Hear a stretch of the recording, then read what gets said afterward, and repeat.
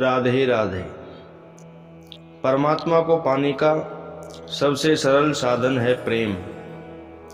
जब मनुष्य का संसार के प्रति से संबंध हटने लगता है तो भगवान के प्रति जीव का प्रेम जागृत होने लगता है।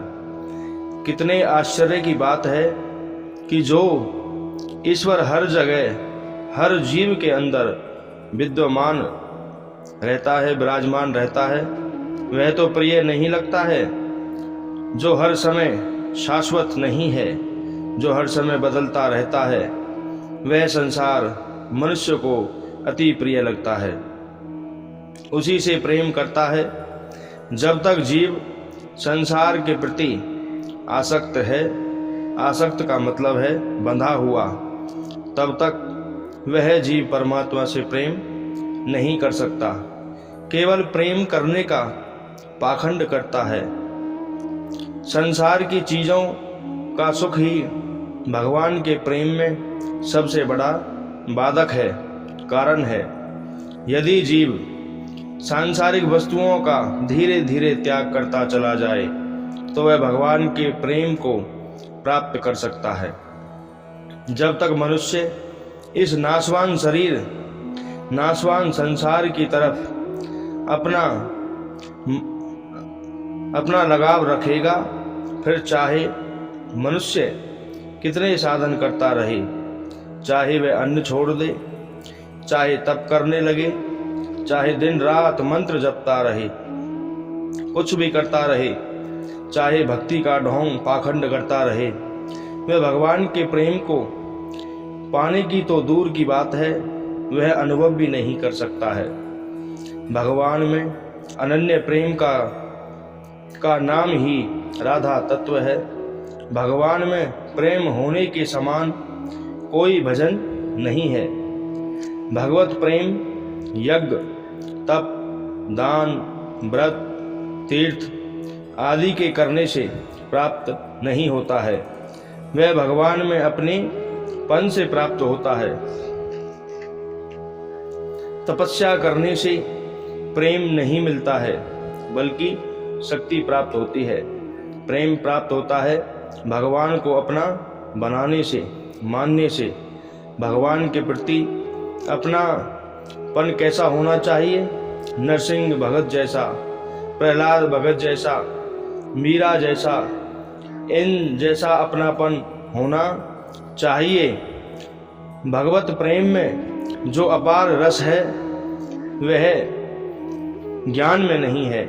ज्ञान में तो अखंड आनंद है, परंतु प्रेम में अनंत आनंद है, जिसकी कोई सीमा नहीं है।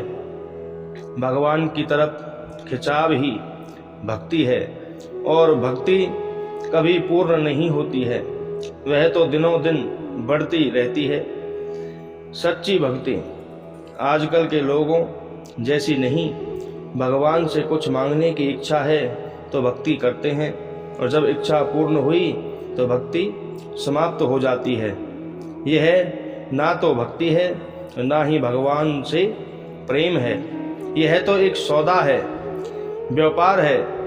भगवान से जो व्यापार करेगा या सौदा करेगा तो घाटे में ही रहेगा।